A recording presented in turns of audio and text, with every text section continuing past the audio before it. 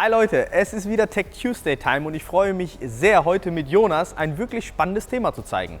Wir haben nämlich in den Kommentaren gesehen, dass euch das Thema Fahrprofilauswahl extrem interessiert. Und da gehen wir heute mal ein bisschen genauer drauf ein. Kommentiert also gerne weiter unter den Videos, wenn ihr Fragen habt, und abonniert den Kanal, damit ihr nicht verpasst, wenn wir auf eure Themen eingehen. Ich würde sagen, wir legen gleich los. Let's go!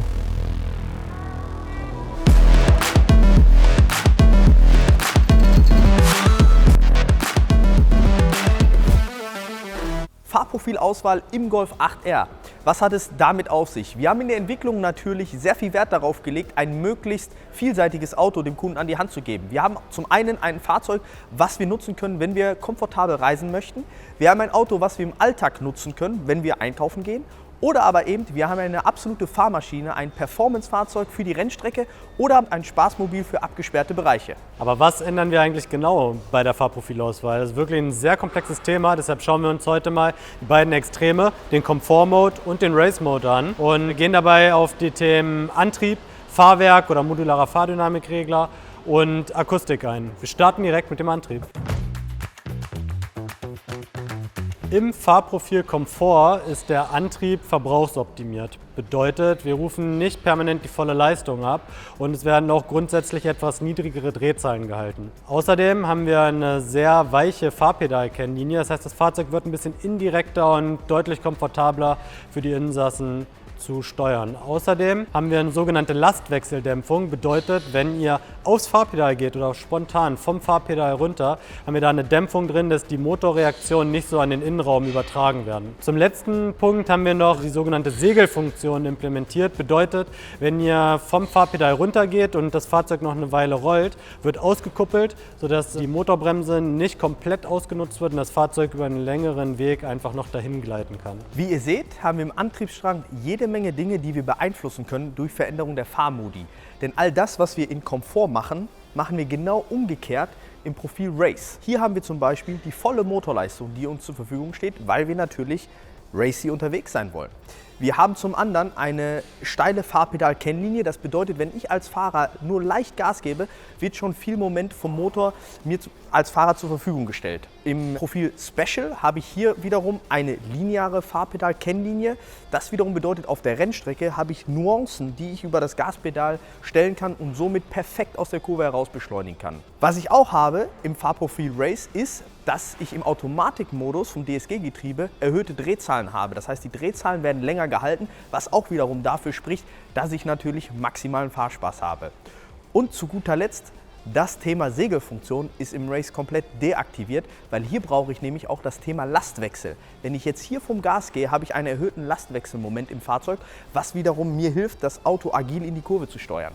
Kommen wir auch schon direkt zum Thema Fahrwerk bzw. modularer Fahrdynamikregler. Wenn ihr das Wort modularer Fahrdynamikregler noch nicht gehört habt, der Fahrdynamikregler ist sozusagen das Gehirn im Fahrzeug, das alle fahrdynamisch relevanten Parameter zusammenfasst und zentral steuert. Zum Beispiel steuert er die Dämpfer. Die Dämpfer sind im Fahrprofil Komfort sehr weich eingestellt, was ein sehr komfortables Einfedern möglich macht. Und auch der Torque-Splitter ist sehr weich eingestellt, also er regelt sehr sensibel, sehr locker rein und stellt auch kein maximales Moment an der Hinterachse. Außerdem ist die Lenkung sehr weich, was das Fahrzeug weniger agil macht, aber doch dafür deutlich entspannter zu fahren. Und auch hier wieder das komplette Gegenteil im Fahrprofil Race. Alles das, was wir im Komfort machen, machen wir genau umgekehrt im Fahrprofil Race. Wir haben auf der einen Seite den MFDR, den modularen Fahrdynamikregler, so eingestellt, dass die Dämpfer hart gefedert sind. Ja, das Auto ist sofort etwas kürzer gefedert. Man spürt die Bodenwellen, das Auto ist verbindlicher zur Straße. Der Torque-Splitter, das Air Performance Torque Vectoring, ist so eingestellt, dass wir auch jetzt maximales Moment an die Hinterachse liefern und eben auch das kurvenäußere Rad maximal beschleunigen, um auf der Rennstrecke das Auto um die Hochachse zu drehen, damit wir natürlich schnellere Rundenzeiten fahren können. Und das Thema Lenkung ist hier deutlich straffer. Ich habe im Fahrprofil Race eine straffere Lenkung, die mir als Fahrer das Gefühl gibt, ich bin besser an die Straße angebunden, ich spüre den Reifen besser und weiß besser, wo das Limit vom Reifen ist. Kommen wir jetzt zu einem sehr emotionalen Thema, der Akustik. Im Fahrprofil Komfort ist die Akustik des Fahrzeugs wirklich sehr zurückhaltend. Bedeutet, wir haben keine zusätzlichen Verbrennungsgeräusche. Das haben wir in manchen Videos auch mal Pops and Bangs oder Backfire genannt. Ich glaube, ihr wisst, was wir damit meinen. Außerdem sind die Klappen der Abgasanlage, wir haben eine klappengesteuerte Abgasanlage, im Fahrprofil Komfort geschlossen.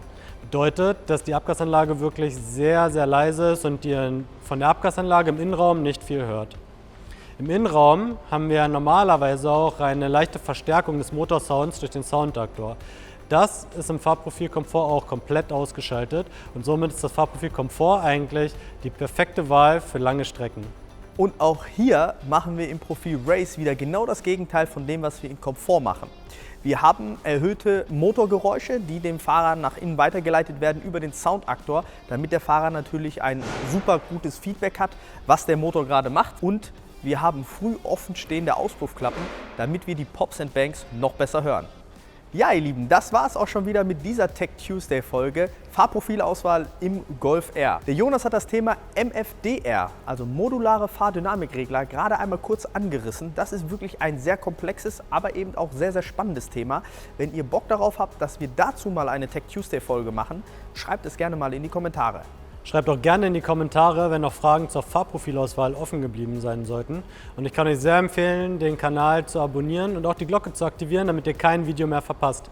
In der Zwischenzeit haben wir euch hier noch mal ein paar Videos verlinkt, die ihr euch anschauen könnt. Und wir sind auch schon am Ende dieser Folge. Mir hat sehr viel Spaß gemacht. Mir auch. Bis zum nächsten Mal. Haut Bis rein. zum nächsten Mal. Ciao. Volkswagen.